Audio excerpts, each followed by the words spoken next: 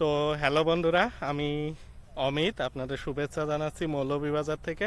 আর আমি এখন আছি মৌলভীবাজার শহরের ব্রাহ্মণবাজার ব্রাহ্মণবাজারের একটু আগে হলিছড়া নামক একটি স্থানে, যেখানে রয়েছে একটি শ্মশান হিন্দু ধর্মের অনুসারীদের, এবং ঠিক তার পাশেই রয়েছে সুন্দর একটি পাহাড়, যেটা দেখতে অসাধারণ সুন্দর লাগে।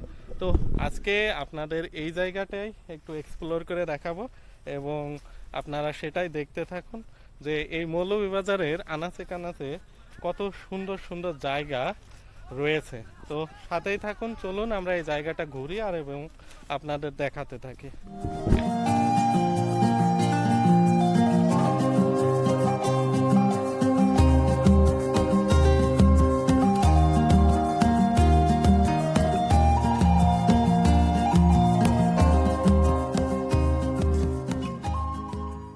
চোখের সামনে সবুজ টিলা আর স্নিগ্ধতার মেঘলা বিকেল, এই হচ্ছে পালটিলা। তো দর্শক, হলিছড়া যে মহাশ্মশান, সেটা আছে এই সাইডে আমরা শ্মশানের যে জায়গা সেটা দেখতে পাচ্ছি। আর ঠিক এই পাশের যে জায়গাটা, এখানকার স্থানীয় যে ছেলেরা আছে তারা ক্রিকেট খেলছে। পাশাপাশি আমরা যদি আরও একটু উপরে উঠি এবং আপনাদের দেখানোর চেষ্টা করি এই জায়গাটা কেমন, তো সেটাই দেখায়। তো এই দেখুন, অসাধারণ সুন্দর একটা জায়গা।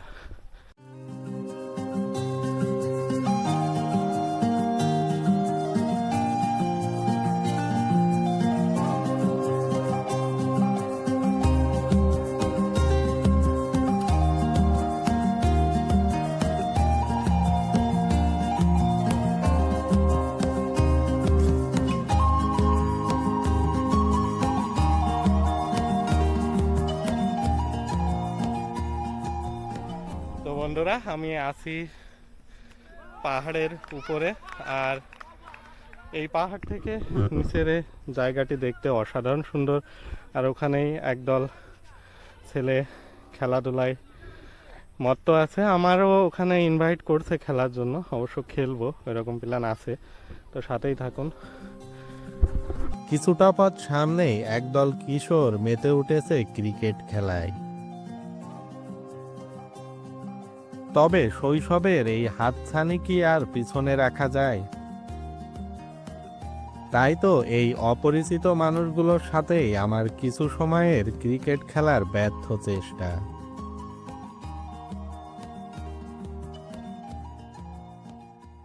তো দর্শক, প্রথমে যে বিষয়টা বলি, এটা কোনো পর্যটন স্পট না। এখানে মোটামুটি শ্মশানের কার্যাবলী সম্পাদন করা হয়। তাছাড়া এইখানের স্থানীয়রা তাদের খেলাধুলা করে। তো ছোট পরিসরে যদি বলি আপনারা এখানে কিভাবে আসবেন, সেটা হচ্ছে মৌলভীবাজার জেলার যে চাঁদনী ঘাট আছে, ওখান থেকে কুলাউড়াগামী বড় লেখা কুলাউড়াগামী যে বাসগুলো যায়, ওই বাসে অথবা সিএনজিতে করে আসবেন হচ্ছে মিশন বাজার বা মিশন হসপিটাল নামে একটা জায়গা আছে। এটা হচ্ছে ব্রাহ্মণবাজারের একটু আগে। ওইখান থেকে অর্থাৎ আপনারা মিশন বাজারে নামবেন, মিশন বাজারে নেমে ওখান থেকে আপনারা এই জায়গাটায় চলে আসতে পারেন খুব সহজেই। তো মিশন বাজারের পাশ দিয়ে যে ছোট রাস্তা আছে, ওই রাস্তা দিয়ে মোটামুটি 5 মিনিট হাঁটলেই এই জায়গাটা পেয়ে যাবেন। তো এখানে একটা আমরা হলিছড়া মহাশ্মশানের একটি সাইনবোর্ড দেখতে পাচ্ছি, যেখানে লেখা আছে যে যেহেতু এটা শ্মশান একটা পবিত্র জায়গা, তো সেখানে জুতা পায়ে দিয়ে প্রবেশ না করার জন্য এখানে বলা হয়েছে। আমি আমার জুতাটা এখানে খুলে রাখলাম, রেখে এখন আমরা সামনের দিকে আরও এগোতে থাকি এবং দেখতে থাকি জায়গাটি আসলেই কেমন। তো এখান থেকে এই জায়গাটি দেখতে অসাধারণ সুন্দর। যদিও দর্শক, আমি বলবো এটা কিন্তু পুরোপুরি কোনো পর্যটন এলাকা নয়, কারণ এইটা যেহেতু শ্মশানের জায়গা, এখানে মানুষের যে সৎকার আছে সেগুলোই করা হয়। তো সেই দিকগুলো আপনারা একটু বিবেচনায় রাখবেন এখানে যারা আসার চেষ্টা করবেন। তো চারপাশটা চা বাগান, উঁচু উঁচু ছোট বড় টিলা, আর ঠিক তার চারপাশে রয়েছে অগণিত ছোট বড় পাহাড় আর গাছপালা। আচ্ছা, এটা কিন্তু এখানকার স্থানীয়রা এবং অনেকে এটা পাল টিলা নামেও চেনে। তো ওই যে দেখুন ওইখানে ক্রিকেট খেলা, আর ঠিক এই পাশে কিন্তু আর একটা গ্রুপ ওই যে কাবাডি খেলায় ব্যস্ত রয়েছে। মোটামুটি খুব সুন্দর একটা পরিবেশ। আর এই যে এখানকার ছেলেরা নিজেদেরকে মোবাইলে বা অন্যান্য যে নেশা আছে সেখান থেকে বেরিয়ে এরা যে খেলাধুলায় নিজেদেরকে সময় দিচ্ছে, এটা আসলেই শৈশবকে আমার মনে করিয়ে দেয়। সত্যি এখানে না আসলে বা এখানের এই দৃশ্যটা না দেখলে বোঝানো যায় না। আসলে এই দৃশ্যগুলো সেই শৈশবের স্মৃতি মধুর আমাকে বারবার মনে করিয়ে দেয়।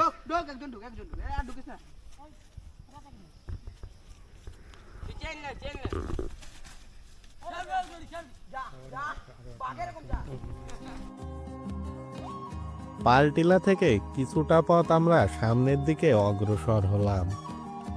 সামনেই সবুজে ঘেরা চা বাগান।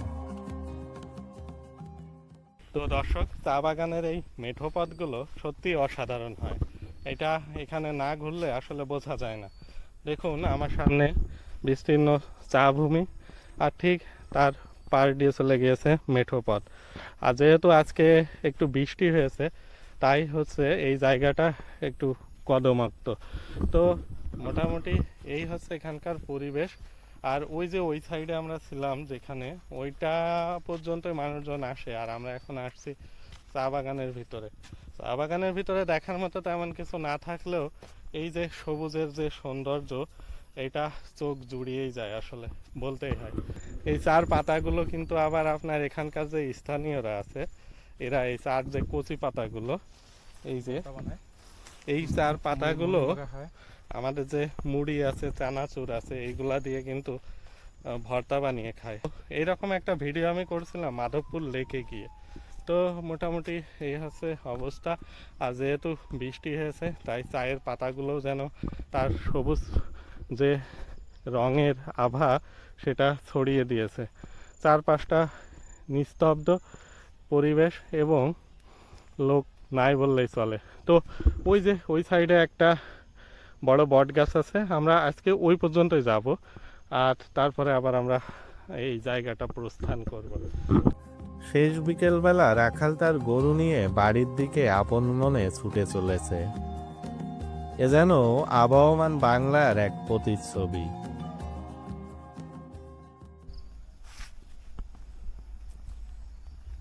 তো দর্শক, এই যে চা বাগানের ভিতর কিন্তু বিভিন্ন ধরনের প্রাণী দেখতে পাওয়া যায়। তেমনই একটি প্রাণী দেখতে পাচ্ছি, এটার নাম আমার এখন মনে আসছে না। আপনাদের আমি একটু যদি দেখাই, আমার মনে হয় আমার ক্যামেরায় সব থেকে সুন্দর আসছে এটা। এই প্রাণীটার নাম আমি জানি না, তবে এই ধরনের অনেক প্রাণী এখানে আছে।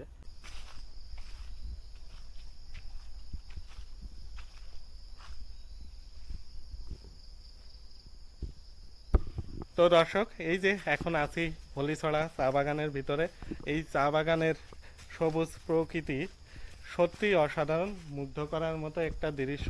তবে এই চা বাগানের ভিতরে কিছু কিছু জায়গায় বিভিন্ন ধরনের গাছ আছে। তার ভিতরে এই দেখুন একটা বট গাছ দেখতে পাচ্ছি, খুবই বড়। এই বট গাছটার বয়সটাও মনে হয় অনেক হবে, আনুমানিক। তো এইখানে এই যে একটা ছোট পরিসরে একটা জায়গা দেখতে পাচ্ছি। আমি জানি না এখানে এই জায়গাটা কি কাজে ব্যবহৃত হয়, তবে আমি যতটুকু মনে করি যে এখানে যে চা শ্রমিকরা আছে, যখন চায়ের পাতাগুলো তুলে এইখানে ওই চা পাতাগুলো মাপ দেওয়া হয়।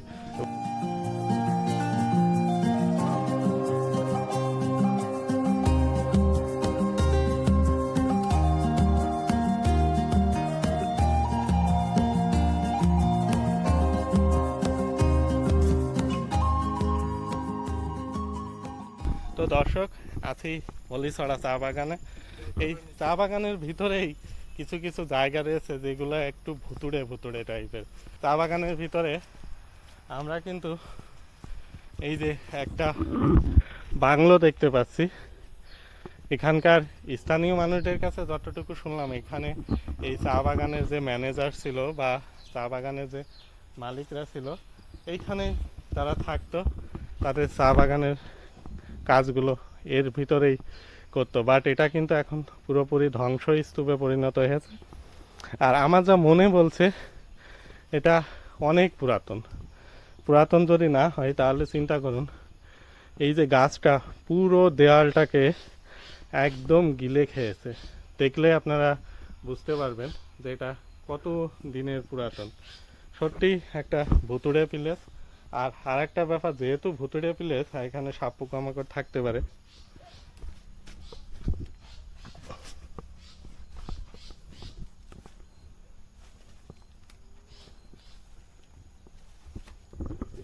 তো দর্শক, আপনারা যদি কখনো এইরকম প্লেসে আসেন, আপনারা বুঝতে পারছেন জায়গাটা কতটা ভয়ঙ্কর। গাছগুলো পুরো দেয়ালগুলোকে গিলে খেয়েছে। এক কথায় একটা ভৌতিক পরিবেশ। এখানে আমরা খুব একটা সময় থাকবো না, এখানে লোকজন আসেও না বললে চলে। তেমন কোনো পরিবেশও নেই, যেহেতু খুবই ঝোপঝাড়, সাপ পোকামাকড়ের উৎপাত থাকতে পারে, তাই আমরা এখান থেকে এখন বেরিয়ে পড়ছি। আর এখান থেকেই কিন্তু ওই যে মেন রোডটা দেখা যায়, যে রোড থেকে আমরা আসছি।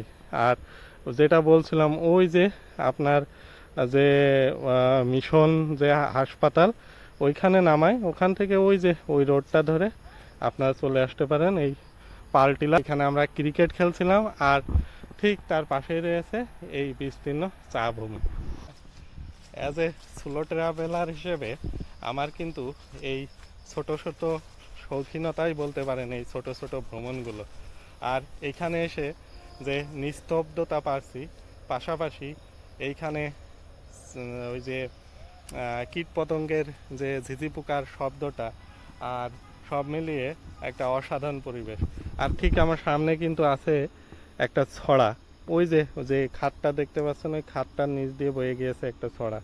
এছাড়া এই যে এখানে একটা প্রকাণ্ড বড় লিচু গাছ দেখতে পাচ্ছি, সিজনের সময় মনে হয় এখানে অনেক লিচু হয়। আর ওই যে ভৌতিক যে বাড়িটা, এক কথায় সব মিলিয়ে একটা সুন্দর পরিবেশের মধ্যে আছি। যদিও সবাই এগুলো পছন্দ করবে না, আর নাও করতে পারে, তবে আমার কাছে এক কথায় এই জায়গাটা অসাধারণ সুন্দর মনে হয়েছে। কি হ্যাঁ, চিন্তা করুন দর্শক, এই যে চায়ের যে গাছগুলো, এই গাছের ভিতরে একটা মানুষ দেখুন শুয়ে রয়েছে, তারপরেও গাছটা কত শক্ত ভাবতে পারুন। একটা ছোট্ট গাছ আপনারা যদি দেখাই, ওই যে ওর গোড়াটা, আর ওর পরে একটা 70-80 কেজি ওজনের মানুষ শুয়ে আছে। তো মোটামুটি এই হচ্ছে চা বাগানের বিশেষত্ব। গাছগুলো খুবই শক্তিশালী হয়, এরা অনেকটা ভার বহন করতে পারে, এবং এদের গোড়াগুলো অনেক শক্ত হয়। তো এই আছে অবস্থা।